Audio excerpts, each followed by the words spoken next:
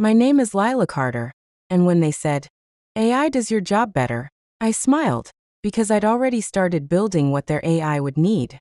My colleagues at a Denver, Colorado, marketing firm thought I was done when they replaced me with an algorithm.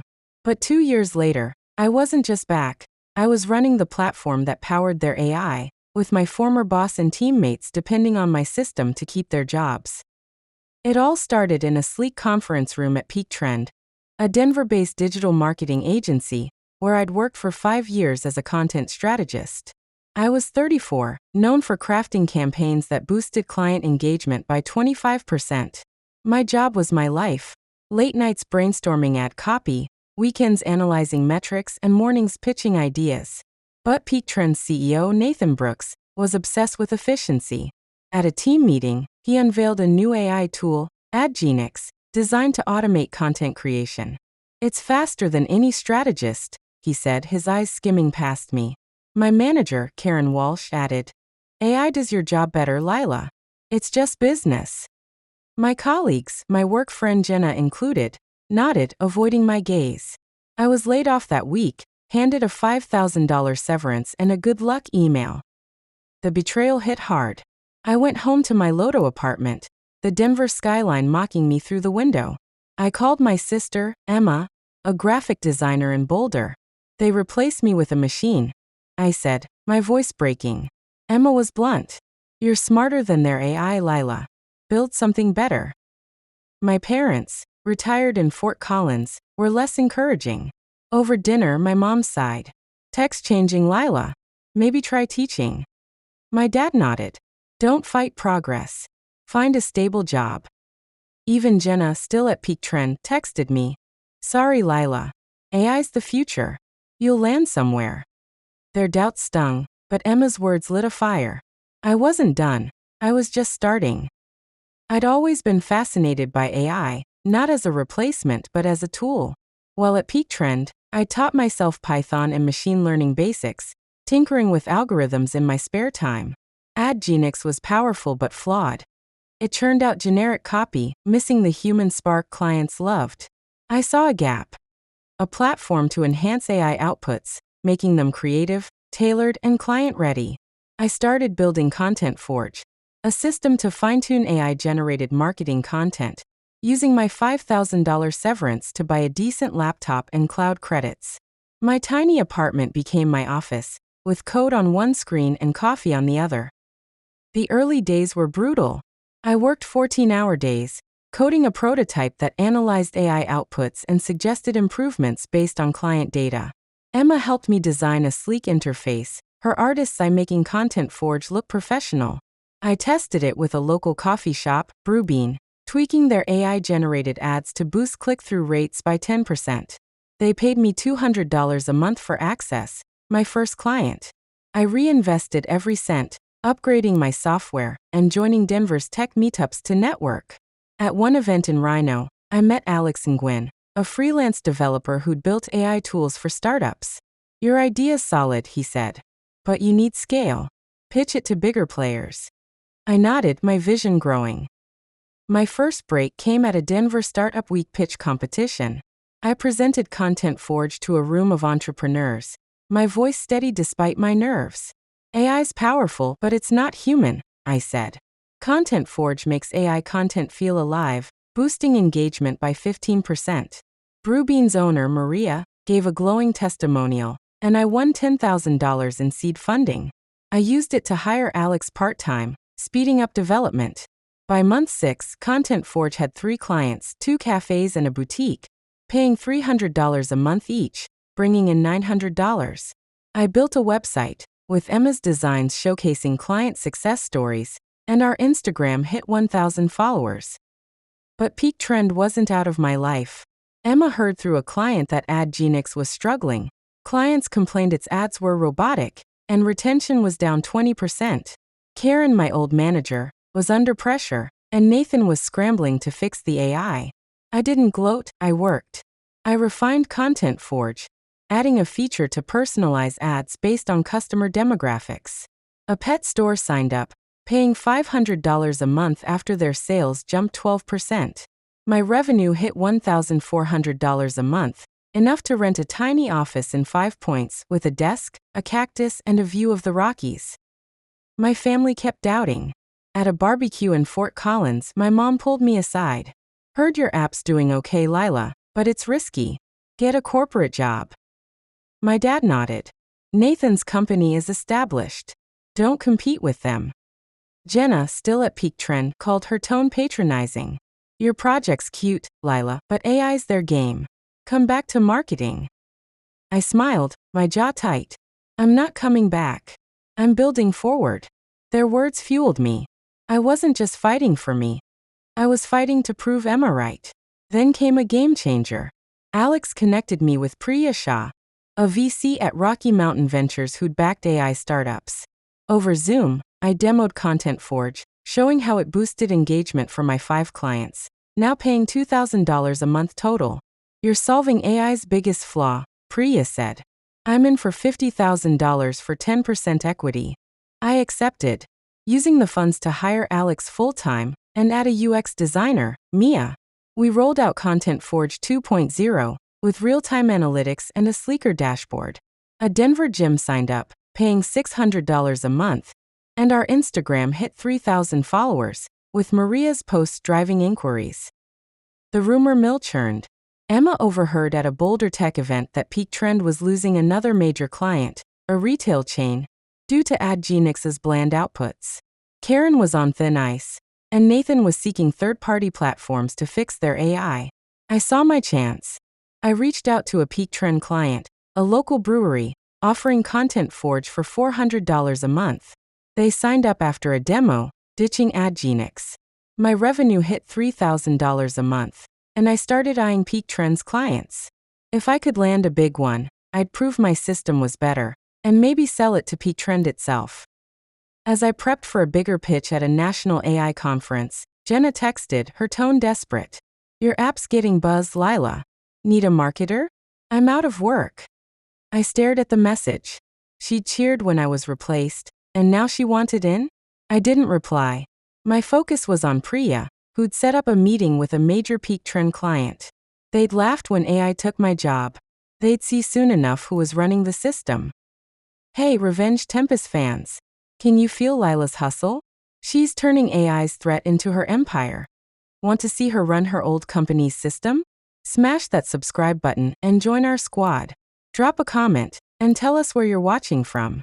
A year after Peak Trend, a Denver-based marketing agency replaced me with an AI tool called AdGenix, claiming it did my job better. I was no longer the discarded content strategist they'd dismissed. My platform, Content Forge, was enhancing AI-generated marketing content for 6 clients, pulling in $3,000 a month in Denver, Colorado. With $50,000 from VC Priya Shah and a team, Alex and Mia, I turned my layoff into a comeback. My family, my parents and sister Emma, and my ex-colleague Jenna doubted I'd succeed, but Peak Trend's AI was failing, and I was about to make their system depend on mine. Content Forge was gaining traction. Our Instagram, designed by Emma, hit 5,000 followers, with posts showcasing client wins, like Brewbean's 15% sales boost from our tailored ads. A local tech blog, Denver Digital, called us the human touch AI needs, driving inquiries. We signed 3 more clients, a bakery, a yoga studio, and a car dealership, for $400 each, pushing revenue to $4,200 a month. I upgraded our 5 Points office, adding a second monitor and a whiteboard for brainstorming. Alex coded new features, like a sentiment analysis tool to make AI ads emotionally resonant, while Mia polished the user interface. Our waitlist for beta access hit 10 businesses, and I raised fees to $500 per client. But Peak Trend's shadow lingered. Emma heard at a Boulder networking event that AdGenix was tanking. 2 more clients, including a major hotel chain, had left, citing uninspired ads.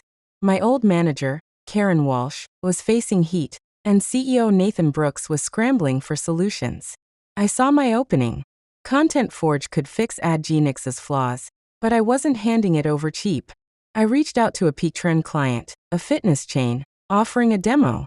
After showing how Content Forge boosted their ad clicks by 12%, they signed for $600 a month, ditching AdGenix. My revenue hit $4,800, and I started eyeing Peak Trend's bigger clients. My next break came at a national AI conference in Denver's Tech Center.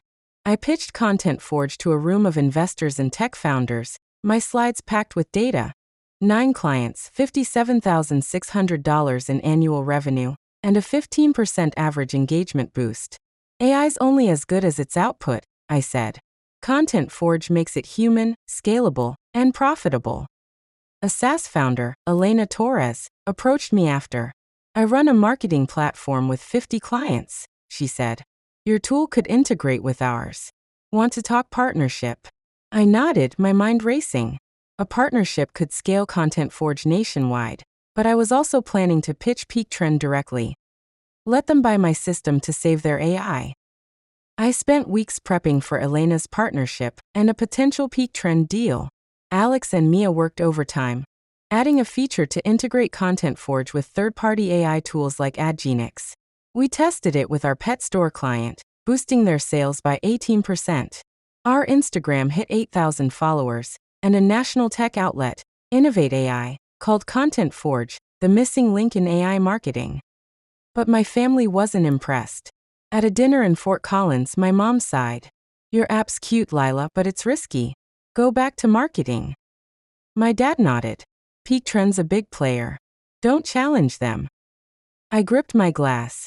I'm not challenging them. I'm fixing them. The rumors about Peak Trend grew louder. Alex overheard at a Rhino Tech mixer that Nathan was pitching investors to save AdGenix, but another client, a fashion retailer, had jumped ship. Karen was on the chopping block, and Nathan was open to third-party platforms. I saw my chance to make Peak Trend rely on Content Forge. I emailed Nathan's assistant, offering a demo. Content Forge can save AdGenix's output and your clients. They scheduled a meeting, unaware I was the Lila Carter they'd fired. I kept it professional, but inside I was buzzing. If Peak Trend signed on, I'd run the system that replaced me. Then came a curveball. Jenna called, her voice shaky. Lila, Content Forge is everywhere. I'm jobless. Need a marketer? I know Peak Trend's clients. I paused, remembering her silence when I was laid off. You backed their AI, Jenna, I said. I'm good. My parents texted next, offering support for my little app. You said I'd fail, I replied. I'm busysexiden kropka. My focus was on the Peak Trend meeting and Elena's partnership. I polished my demo, showing how Content Forge could integrate with AdGenix, saving their clients and their reputation. As the meeting loomed, Emma warned me about Peak Trend's desperation. Nathan's pitching a new AI to replace AdGenix, she said. They're not mentioning you, but they're copying your features. I wasn't surprised. Karen had stolen my ideas before. I added a proprietary lock to Content Forge, ensuring only licensed users could access its core algorithms. If Peak Trend wanted my system, they'd pay, or I'd sell to Elena's platform and leave them in the dust. They'd called me replaceable, but I was about to make their AI depend on me. 14 months after Peak Trend replaced me with their AI tool, AdGenix, claiming it did my job better. I stood in their Denver, Colorado boardroom, pitching Content Forge, the platform I'd built to fix their failing system. From a one-woman operation in my Lodo apartment, I'd grown to 12 clients, $5,000 in monthly revenue, and a $50,000 investment from VC Priya Shah. My team, Alex and Mia, had made Content Forge indispensable, boosting client engagement by 15%. My family, my parents and sister Emma, and ex-colleague Jenna doubted I'd succeed, but Peak Trend's AI was crumbling, and I was about to make their entire operation depend on my platform. The Peak Trend meeting was my moment. Their CEO, Nathan Brooks, and my old manager, Karen Walsh, sat across from me, unaware I was the Lila Carter they'd fired. AdGenix had lost 3 major clients, and their stock was down 25%. My demo showed how Content Forge integrated with their AI, turning bland ads into tailored campaigns with 18% higher click-through rates. Your clients are leaving because AdGenix lacks soul, I said, clicking through data from our brewery client. Content Forge fixes that for $10,000 a month. Nathan leaned forward, impressed. Karen's face was pale. After a tense pause, Nathan offered a contract. $120,000 a year for Content Forge's integration, with a clause to license it exclusively for 6 months. I signed, my heart racing. Their AI now ran on my system. The deal changed everything. Peak Trends clients, including the fashion retailer they'd lost, returned after Content Forge boosted their ad performance by 20%. My revenue jumped to $15,000 a month, and I moved Content Forge to a sleek office in Rhino, with a neon sign reading "Forge Your Future." Our Instagram hit 15,000 followers, and TechCrunch called us the AI revolution's secret weapon. I hired 2 more developers, Sam and Nora, to scale our platform for national clients. Elena Torres, the SaaS founder I'd met, offered a $500,000 partnership to integrate Content Forge with her platform, but I held off. Peak Trends' contract was my leverage. My family's reaction came at a tense Thanksgiving dinner in Fort Collins. My mom hugged me, her voice soft. "Lila, we saw you in the news. We're proud we were wrong." My dad nodded. "We thought Peak Trend was untouchable. You proved us wrong." Jenna, my ex-colleague, approached nervously. "Content Forge is huge, Lila. Need a marketer? I'm jobless." I crossed my arms. "You cheered when they replaced me, Jenna. I'm full." Emma, my sister, grinned. "You showed them, Lila." I smiled back. She believed in me when no one else did. Peak Trends' dependence grew.